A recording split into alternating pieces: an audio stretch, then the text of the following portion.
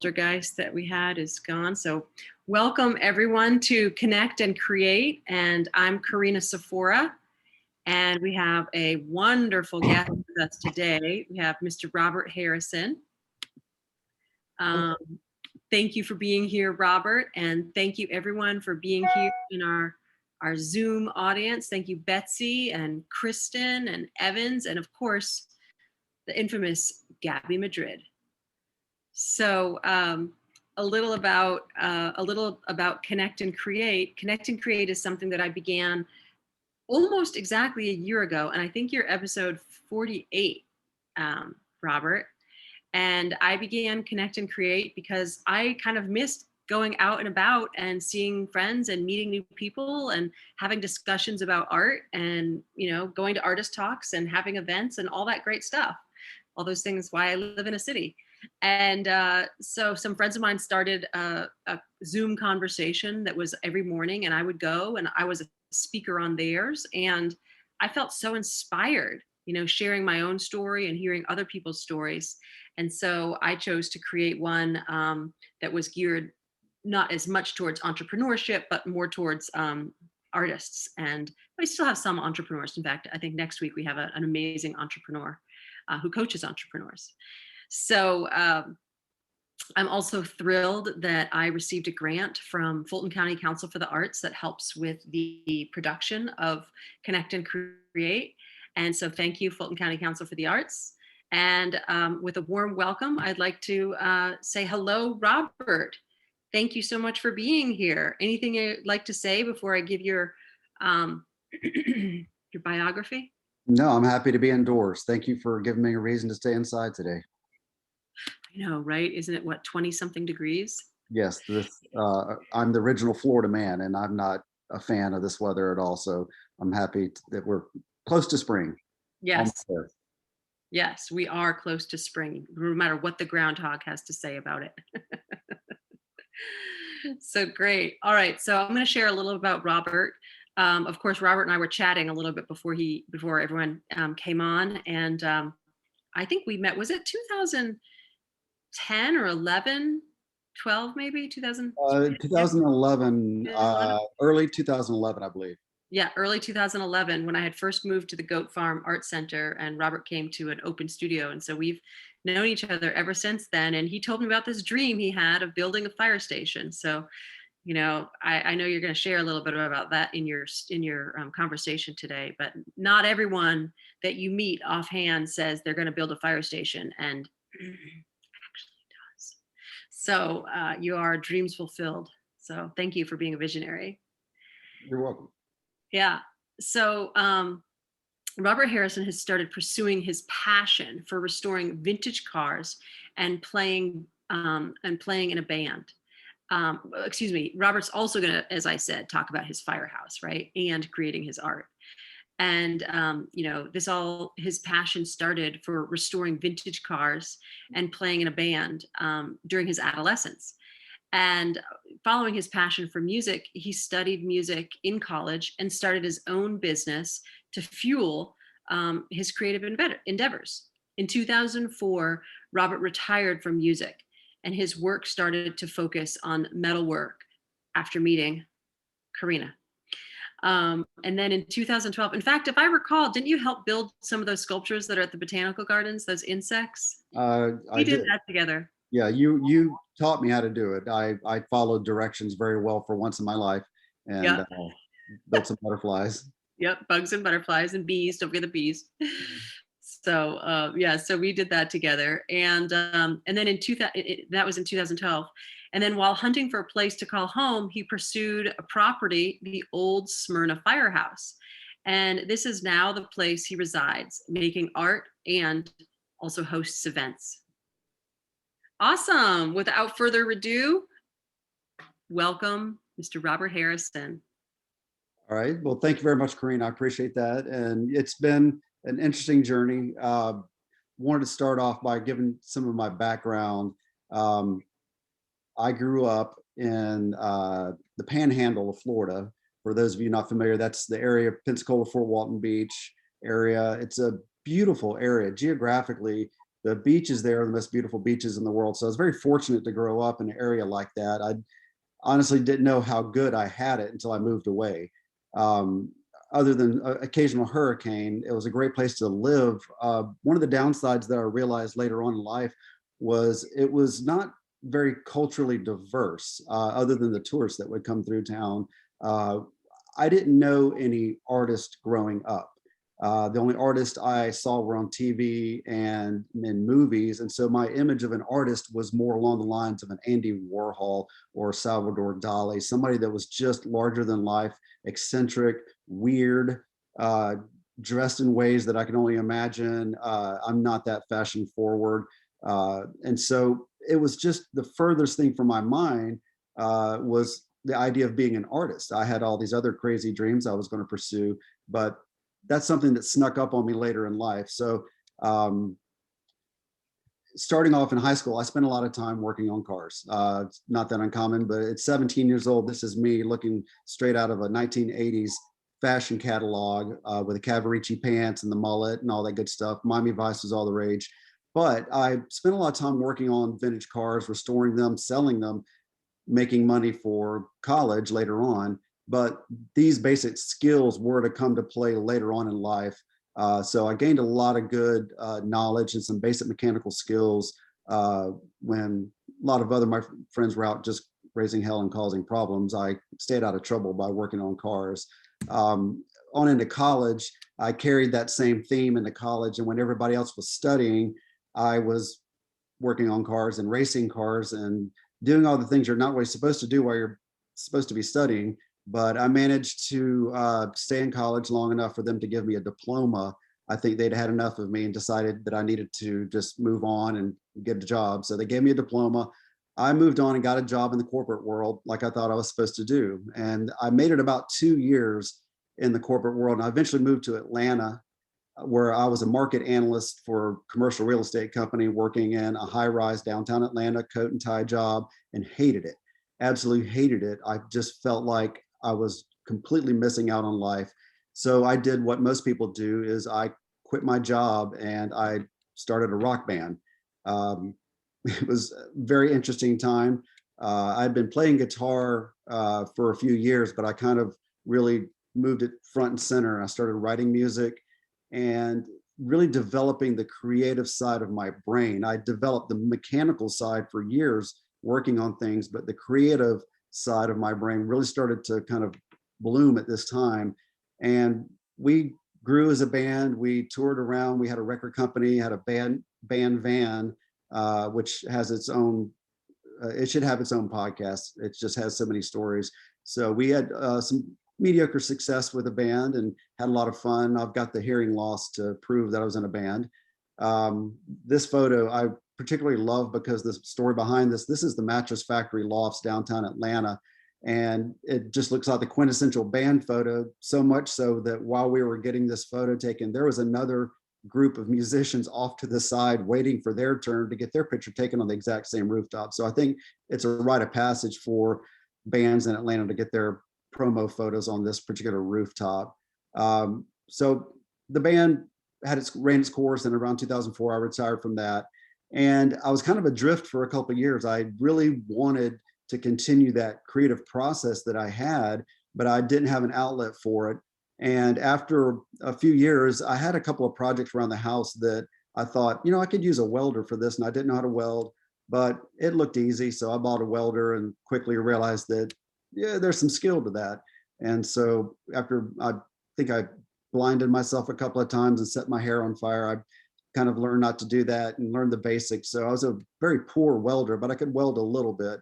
And I started making furniture for my house. And then when I ran out of space for furniture, I started making these candle holders, is what I call them. They were artsy, but I just called them candle holders. I didn't really think of myself as an artist. Even at this point, after being a musician for years, I still didn't feel like an artist. They were still people that I put on a pedestal. They were really good at what they do. And I looked up to artists, but I still didn't think of myself as one. So it took a few more years of making these little candle holders and getting bored with that and going bigger. I took apart my barbecue grill and made this guy. He's called Barbecue. But even then, I still didn't think of him as a sculpture. It was just something I made. He was functional. We would take him camping and cook hot dogs and burgers on barbecue, and everybody got a kick out of that. So that encouraged me to make more. And eventually I had a small group of things that I had made. And you look at this and you think, well, there's some sculptures. And once again, even at this point, I still hesitated to call myself an artist. I just thought people would judge me on a different level, and I wasn't quite ready for that. And then there was a point around 2009 or 10, I was making this piece, and it was going to be a candle holder, just like I'd always done, kind of hid behind that. And there was this piece of metal you see in the picture that I was going to weld onto this candle holder that the candle would sit on. And I had this epiphany that if it didn't have this flat piece of metal, it wouldn't have a purpose. It would just be something I made, and oh my God, it would be a sculpture. And if it was a sculpture, that meant, oh my God, that means I'm an artist. And it took about half an hour. I remember sitting there for 30 minutes trying to decide, was I ready for that? Did I want to cross that line and venture into that world of being an artist? Because I had no training in art. I didn't know what that meant. I knew just a little bit about art. I was not formally trained in any of that. And so I had that moment when I was like, okay, fine, I'm an artist. And now what?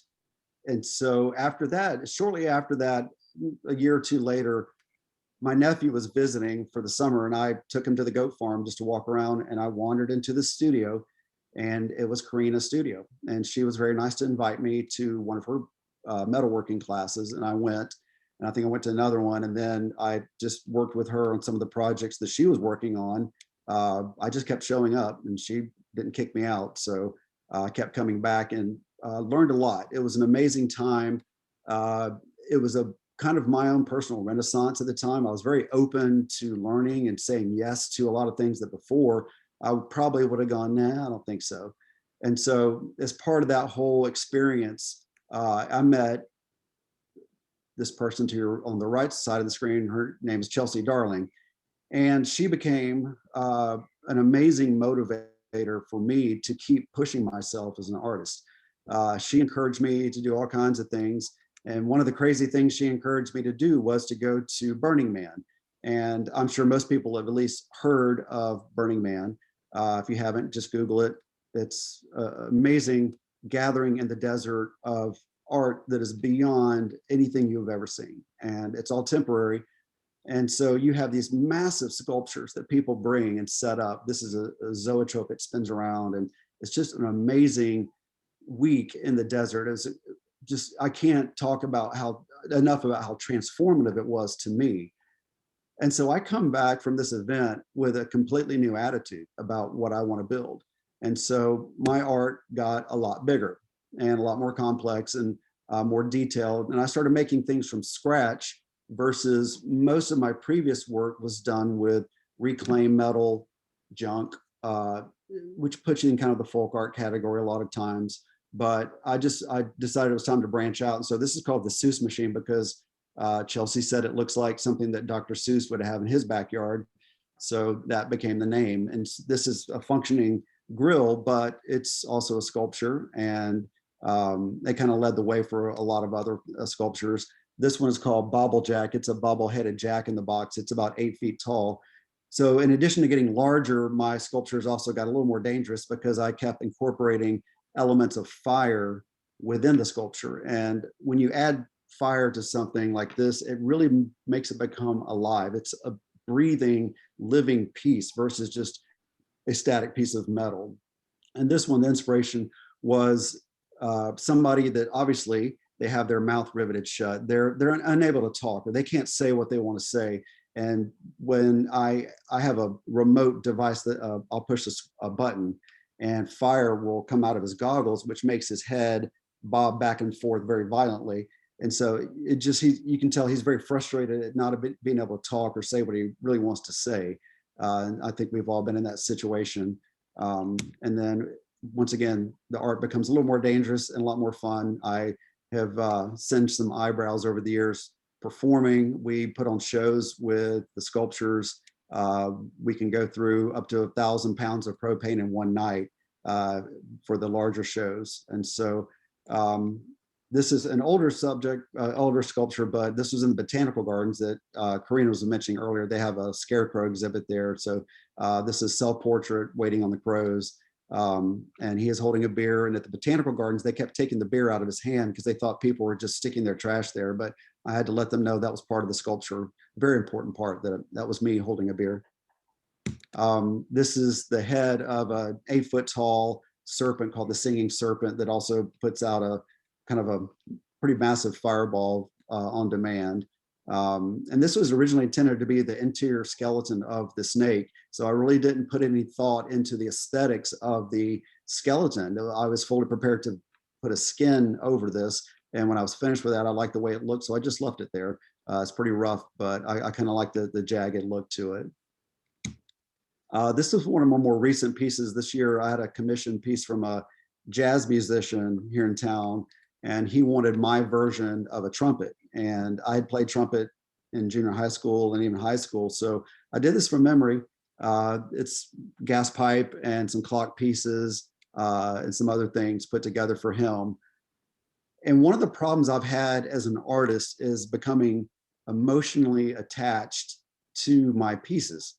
And so I don't really sell my art. I'll make a lot of things and just keep them. I've rented them out for music videos and festivals and things like that, but I'm just haven't figured out a way to sell my art. And this particular piece, I knew from the beginning that this was going to be for somebody else. And it took a few weeks to make this. And sure enough, at the end of that, I really didn't want to let it go. It looked really good in my house. I was emotionally attached to it. My father played trumpet, and so it really spoke to me, but I had to let it go, and he agreed to let me come by and visit it anytime I wanted to. But that's something that a lot of artists figure that out pretty quick, and they sell their art and they make money at it just like they should. But it's just a quirk with me that I have a hard time letting things go that I spend 2 months working and slaving over to build. I form a relationship with it, and I tend to want it to stick around. So that's just one of my quirks that I always have to work with. This is something that I started playing with a couple of months ago. I was looking for a new direction in style. I've had kind of an industrial style to my work for most of the time that I've been doing this. And so I went down a rabbit hole of Gothic architecture a couple of months ago and started getting inspired by some of the details you find in the cathedrals and buildings and castles. And so wanted to emulate that and just practice some of that craft of doing the Gothic style windows. And the intention is to make enough of these windows to put them together into a much larger sculpture. And so these will be the actual building blocks of a larger sculpture to be completed sometime this year. But I don't have the final form yet, but I just got inspired to start building it, even though I don't know exactly what it's going to look like when I'm finished. But I know I need to start making the foundation for it now, and eventually we'll figure out the rest of it. And some of the pandemic projects I've had this year while we've been spending a lot of time at home is my actual workshop. And this is something that's really special to me. These are my great-grandfather's blacksmithing tools that I inherited, along with some other hand tools. He was a farmer, but he was also a blacksmith, and mainly just for reasons to fix things around the farm, not really doing it for anybody else. I'm sure as a farmer, he needed horseshoes and things like that, but it's kind of cool to have some of his tools that are very functional and well made, and I continue to use them in my workshop. And that brings us to where I currently reside. This workshop is in the basement of the old Smyrna Firehouse. And this has been my passion for years. As Karina mentioned, I purchased the property back in 2012, but I didn't move in until 2015. Took a while to make it livable. But this is the artist rendering, and this is what it looks like today. This is actually a couple of years ago, but this is my favorite vehicle that I've ever worked on. I've worked on and bought and sold quite a few, but this is the city of Smyrna's very first fire truck. And so after I purchased the firehouse property, the first question my friends would ask me is, does it have a fire truck? And I would say no.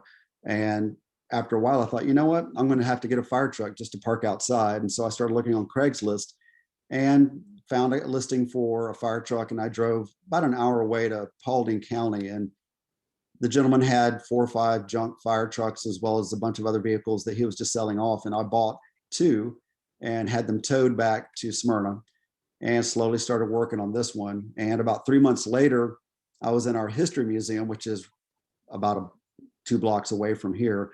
And I saw a photo of this, and lo and behold, I accidentally purchased the first and the second fire truck that the city of Smyrna ever bought. And so if there's ever a sign in your life that you're on the right pathway, this was it. I was at a point at the firehouse project where I didn't know if I was going to be able to pull it off. I was really exhausted mentally and physically. And that was that inspiration that I needed to kind of push on and finish it up. And so it was a really cool thing to happen. It's very slow. It goes about 35 miles an hour. It's loud, but it is my therapy truck. I have proven it many times that if you're in a bad mood, come ride with me in this truck. It'll put you in the best mood. People wave at you, give you the thumbs up, tell you to pull over so they can talk to you about this truck, and people in Smyrna recognize it. So it's been a lot of fun. Never thought I would have a fire truck, but now I've got 2, and it's been a cool experience. But with a firehouse, getting back to art, I've always had a passion for architecture and art together. And so with the firehouse, I really wanted to merge those 2 passions into one. And a lot of homes and buildings are designed by an architect, and then somebody else goes and finds art to put in that building to decorate it. So there's 2 separate pathways, and they're not really combined. And so as I worked on the design for the firehouse, I wanted to incorporate art into the firehouse. And of course, it's not letting me click to the next one. There we go. So this is my living room. And in the center here, there's a industrial cart. And I know that's been done a lot. Industrial carts for coffee tables are not that uncommon, but I want to make this one a little bit more special. And so this particular rolling cart is from the goat farm. And I've got a lot of fond memories of the goat farm and my time there. And so it has the Burning Man symbol is kind of the guys basically sitting there holding up the front of it. It gives them something to do. But the center section, I had the thought that this rolling cart had spent its entire life at the goat farm, which was a cotton gin factory. And then it made munitions during World War II. So it probably seen some interesting things. And even though it was an inanimate object, what would its soul look like if you could take a cross section of this object? And so I cut the center section out, and you can see in the middle the metal there. And that metal is from my grandfather's barn in Alabama that I just welded together. And when the metal is in a box, it's a box full of junk. It doesn't really have any value. It's rusty metal, scrap metal, just parts and pieces. But when you assemble it a certain way and you display it under glass, it becomes something special. And it's special to me, but at the same time, it just gives it a little bit of a life of its own. And then we move on to the kitchen, and same thing. I wanted my stove to be something more than just a stove, a utilitarian tool. And I spend a lot of time here, so I made it interesting. This is all hand fabricated. This is a mixture of parts and pieces that I had laying around my workshop, vintage welder, a steam pressure gauge, carburetors, switches, you name it, just all kinds of things. But I wanted to make it look like it was something, but it was actually nothing. And when people walk in, the first thing they do is walk over there, and I can see them trying to figure out what it was. And I just let them run with it, and I'll ask them what they think it is. And they'll come up with all kinds of stories and hypotheses of what they think it is. And nobody's ever right, but they're actually not wrong. I just wanted them to engage their brain and just try to come up with a backstory for it.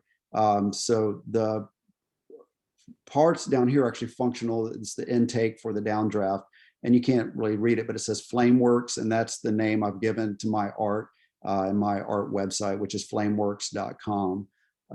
But it's been a lot of fun having those pieces in my kitchen. And once again, I've got more family mementos, my grandmother's butter churn. I've got my other grandparents' garden sink for my kitchen sink. So I didn't want it to stand out too much as being objects from my family, but they kind of blend into the decor. But I get to see them, and I get to think about the memories with those things without being overwhelmingly just family photos.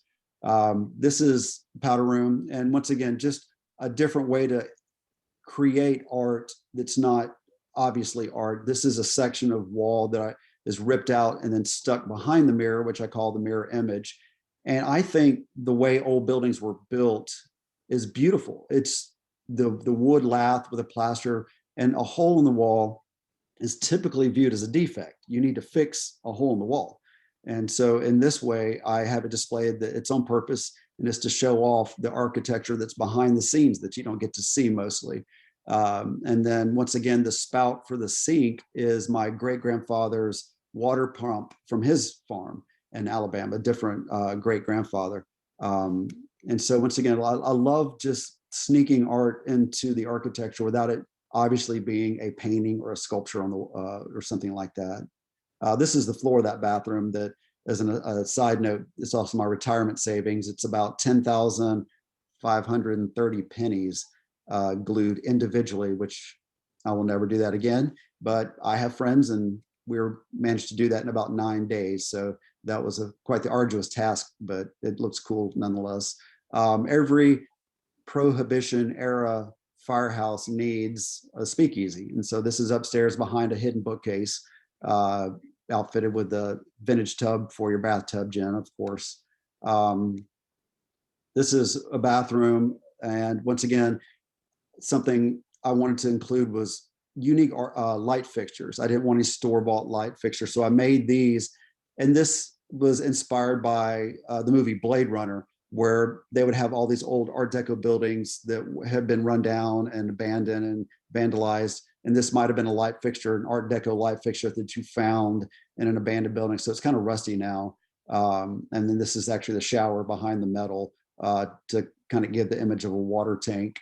The sink was a kitchen sink in a house down the street from the firehouse that was demolished. And then I made the metal base for that sink. And the chair is a tribute to a Frank Lloyd Wright chair.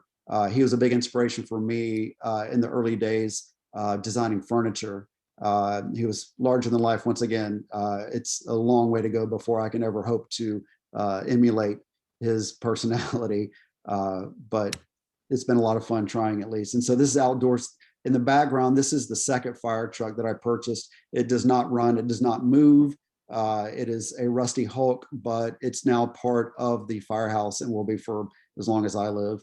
The columns are a tribute to wrought iron columns that you would see in New Orleans on one of their patios. But they're actually made out of 4 generations of my family's tools that I collected over the years from different relatives and different parts of my family, and finally had enough to do the columns, and there's lights inside the columns.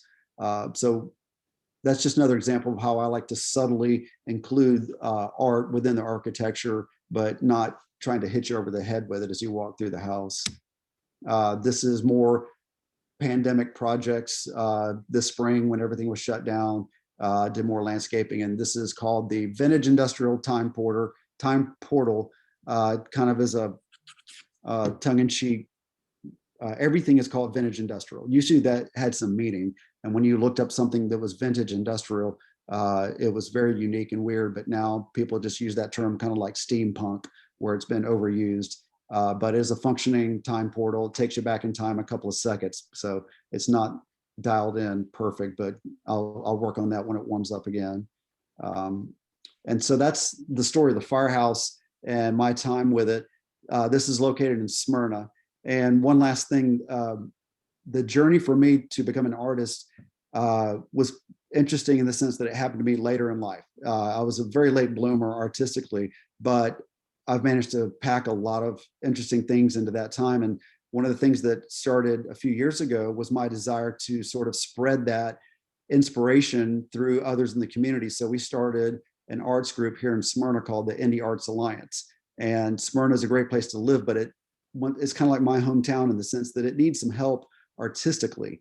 And so we led the push for the city to get more open to having art. And we were successful in that. And the city funded for sculpture that just happens to be made coincidentally by Karina. And so we were very happy to have that here. It's in one of our parks, about a mile from the firehouse. So if you're ever in Smyrna, stop by and have a look at that. So with that, I have kind of glossed over a lot of things. Corinne, if you have any questions or if anybody else has any questions, please let me know. Awesome. Well, thank you, Robert. Even though I've known you for as many years as I've known you, I haven't, and I've gotten to visit your firehouse and everything. I didn't know all the stories behind everything. People on Facebook Live are saying awesome firehouse. And yeah, and haven't you hosted weddings and different events like that at Quite a few. quite a few weddings, yeah. I know more about weddings than I ever thought I would be, being single, and I've never been married. So yeah, ask me about weddings. I learned a lot. And I love that pandemic project garden space too. That's really nice. I'm trying to think, is that like, if you're looking at the front of your house, is it to the right or the left? To the left. So on the left side, you'll see the ruins of the brick wall, and behind that is the second fire truck. And then behind that second fire truck is the, should just call it the pandemic garden, but it's just a vegetable garden with a seating area that kind of took up my time for the first couple of months of the shutdown. Okay, great. Awesome. Well, congratulations. It's really, really wonderful. Gosh, we have people all the way in England watching you on our Facebook Live. Hello. And Roswell, Georgia, and various other places. And my sister from California is also on our Facebook Live. So look at that. Look at the broad reach that we have today. Well, any questions from anyone that's here in our Zoom room or anyone on our Facebook Live? This is the time to ask your questions. Like Gabby, you might have a question or comment. I was just kind of curious, like, what have you learned about weddings? How have I learned about weddings? Well, like what specifically, like, that you didn't know before?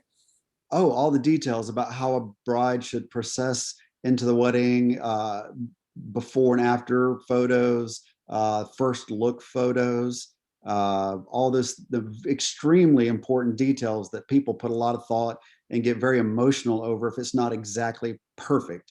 The wedding cake and how that's supposed to look and how you're supposed to display the wedding cake and the decor and how the chairs are supposed to be placed. So the unbelievable amount of nitpicky details that people get into about their wedding ceremony, it's pretty fascinating. Like I said, I've never experienced it myself personally, but it's probably the closest I'll get to being married is having the weddings. And I've offered to let a bride use the fire pole to come into the wedding. So the firehouse does have a functioning fire pole, but nobody's taken me up on that offer quite yet. So sooner or later, though, I'm going to have a bride slide down the fire pole to enter her own wedding.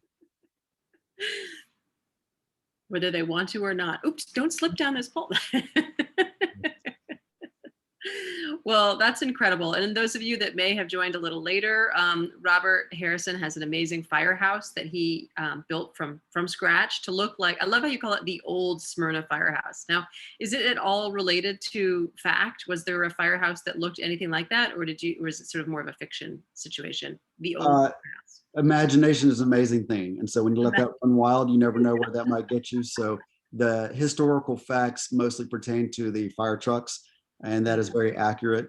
So one of the things that I've realized over the past 10 years that I probably am equally a metal artist as I am a performance artist. I get a lot of entertainment watching people just come up with completely fabricated stories on their own to fit in with the narrative that I live in a firehouse.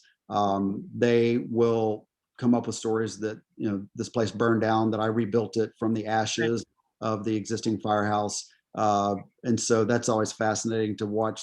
Oh, I've had people come in and say, yes, I remember coming here as a little kid and touring the firehouse. And no, you don't, but you think you do. And so our minds are amazing things that we work really hard to come up with memories that actually never happened, but you want to believe. And when you want to believe, it's easy to make people believe that. And people in marketing and advertising and politics and other things have learned over the years that if you are wanting to believe something, well, it's pretty easy to make you believe that. It doesn't take a lot of work. So I wrote the story. That's really great. The story that on the old Smyrna Firehouse website, I wrote that story as a story. fictional story before I started any work on the firehouse. And I built the firehouse based off of that story. And I learned that from Walt Disney in one of his bios. He would write a story and then he would build whatever attraction was based on that story. So the story is online if you want to read it, oldsmyrnafirehouse.com. And it weaves in a little bit of facts, historical facts with some not historical facts. But the fact that I accidentally bought the first 2 fire trucks that Smyrna ever bought was that one thing that lent it some serious credibility. And my friends and I got a pretty big laugh out of that, that of all things and of all people to buy these 2 fire trucks, I was the one that needed to buy those. And so we do drive those around. I drive mine around town. It's been in parades and special events for the city. But then for the most part, the fire department knows where I live. They come by for social visits. There'll be a fire truck just sitting out front that they bring the new recruits by. And even some of the new recruits for the fire department think that this is the original firehouse. And the truth is the original firehouse was across the highway about 200 yards from here. And it looked more like a gas station than a firehouse. But I wanted to live in an old firehouse and I could not find one to buy. And so I just decided to build my own. And nobody told me no. I'll never forget when you started telling me about this. I was like, oh, this is a real contractor's dream going alive, you know? And I know you probably got a lot of head shaking from a lot of people until you actually did it. And I just love how you say that getting the 2 first fire trucks, you know, the 2 actual first fire trucks from the city of Smyrna, you know, was an accident, and that it lent some credibility to your story. That's really great. On our Facebook Live, Mike Harris, who's a personal collector of some of my work and many other fabulous artists in the Atlanta area, and probably even beyond that, he says, art allows us to create new realities. Pretty great, right? I agree. I'm a perfect example of that. This is the reality that I wanted to have wasn't attainable through traditional channels, such as buying an old firehouse and restoring it. And so I created my own version of the reality that I wanted to live in. I wanted to have an aesthetic for the place that I lived in. And going back even further than that, I wanted to be an artist. I just didn't think I could. I just didn't think I was that type of person to do that for whatever reason. I just was really good at throwing up roadblocks, my own roadblocks. And so it took a while to overcome that and realize that, oh yes, you can do that. I can actually be an artist. And once I realized that, that's what I wanted to do. I want to be an artist. I want to make sculptures. And I saw sculptures that other people had made and thought, yes, that's what I want to do. And that was the creative permission slip that I needed, was that one little spark to say, yes, you can. Yeah, you're allowed to do that. And so then it was off to the races. And I absolutely am dedicated to creating my own reality. And this is the reality that I want to live in. And I couldn't live in a regular house, but I could live in a place like this. This is comfortable and this is my home. That's really great. Mike wants to come over for wine when the weather changes, by the way. Yeah. Got a nice heated patio. So even before then, yeah, make it happen. That's really great. Did you have a hot tub on that patio too? Maybe.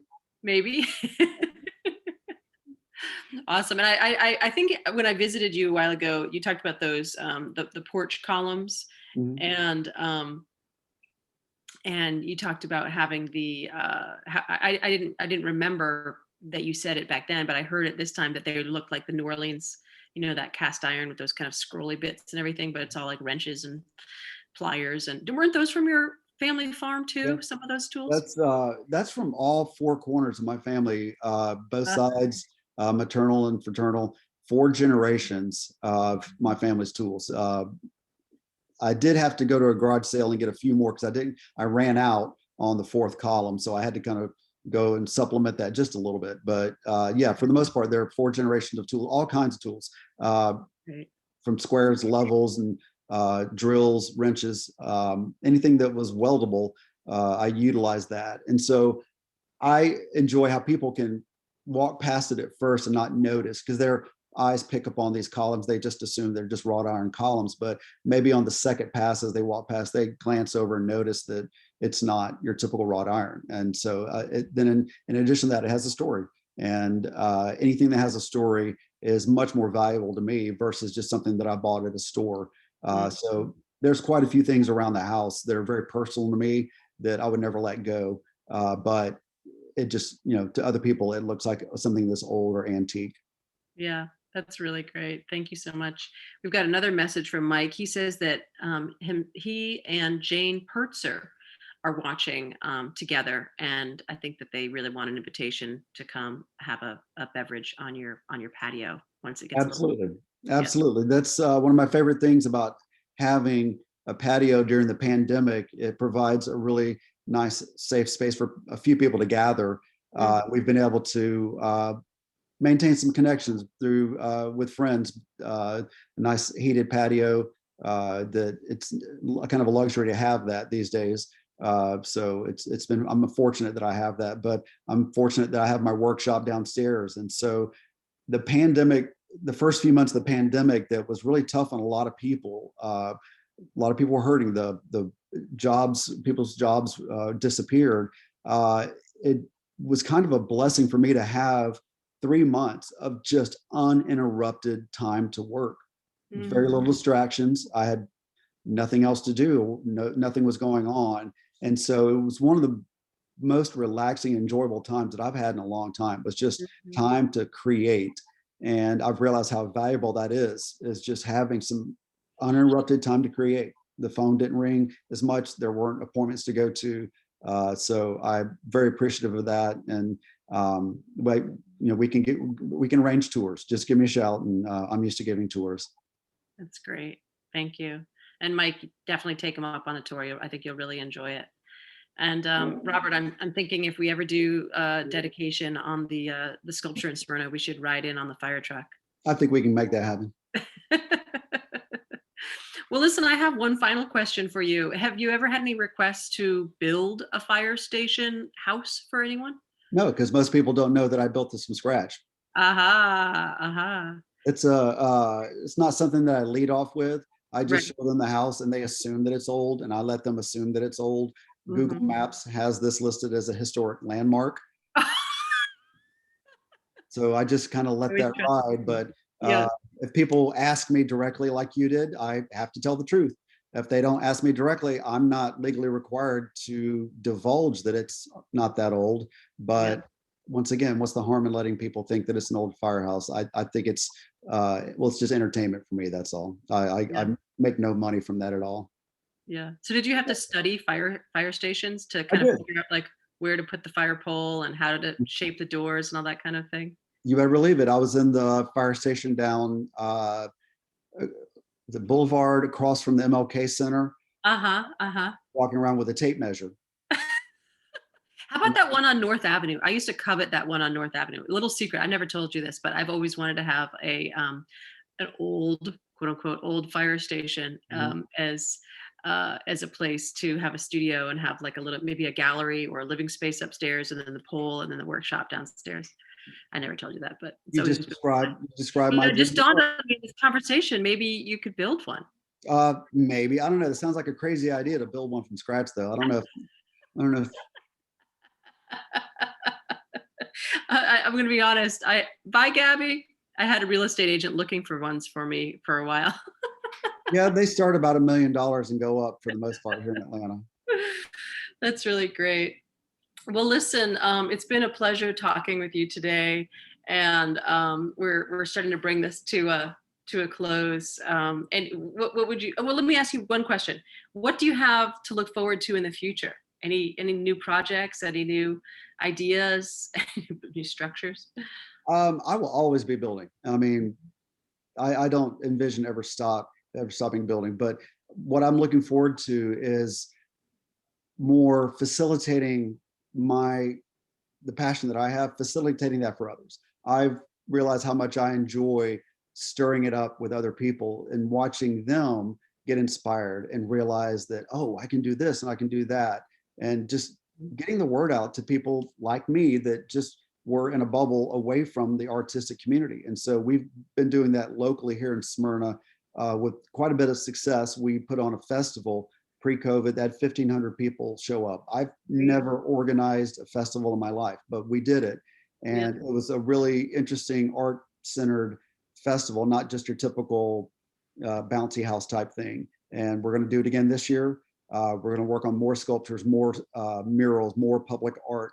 And so I just feel like that's the thing that I'm really looking forward to, is taking a blank canvas, which is our little town of Smyrna, Georgia, and watching that grow artistically and connecting all the artists that are living here already, but just connecting them and really inspiring people to go bigger. That's wonderful. Well, Robert, thank you so much for taking the time to meet with us today. And your presentation was wonderful. And I appreciate who you are for your community and for your friends. And, you know, you're a person who's come in and out of my life. And I appreciate you being here and sharing yourself with us today. You're very welcome. Thanks for having me on. I've enjoyed it. Yes, wonderful. Great. You should do more of these. I think people need to hear your story. Now, would you consider yourself an artist at this point in life? Absolutely, 100%. Awesome. People ask me what I do or who I am. I'm an artist. That is the first thing I tell them. Everything else after that is just icing on the cake. That's great. Awesome. Well, thank you so much for being here. And thank you everyone who has joined us in our Zoom room today and on Facebook Live all over the world. And this is Connect and Create, and I'm Karina Sephora. If you'd like to be on our mailing list and get invitations to this weekly conversation, go to my website, karinasephora.com, and you can connect with us there.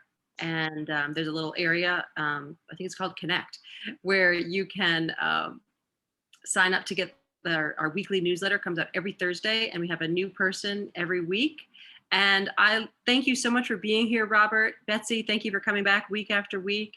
And thank you everyone who's joined us on Facebook Live, and most especially Robert. Would you like to leave us with a couple of last words before we say goodbye until next week? You can look us up on Old Smyrna Firehouse on Facebook and Instagram. You can see some more of my art and some videos at flameworks, WERX.com. And thank you again for giving me this opportunity to tell my story.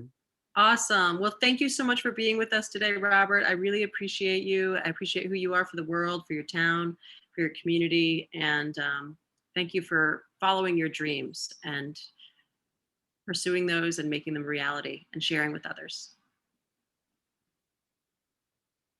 Bye-bye, everyone. Until next week.